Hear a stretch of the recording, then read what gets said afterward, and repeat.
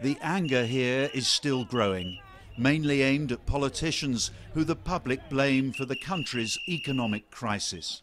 I had enough. For past 20 years, 25 years, we are suffering from our government. We are not doing anything. We just, oh my God, we live in a bad country, but nobody is doing anything.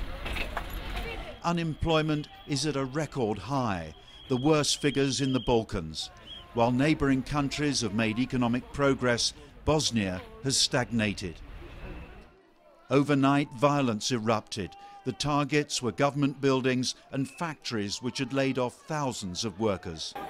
In central Sarajevo, government archives and other important documents were destroyed in the blaze.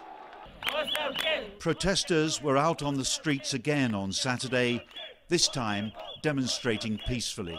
Sarajevo has not seen violence like this since the end of the war in 1995.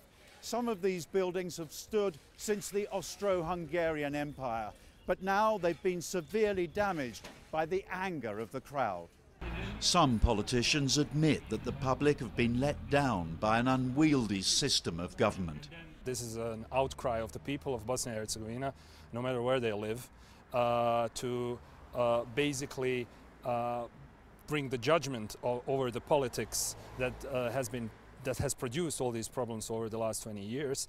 And this is basically, this has a revolutionary connotation in terms of that people are really dissatisfied, they want changes, and they are aware that if they don't go out on streets and basically do something physically about their destinies, that these politicians won't do much for them.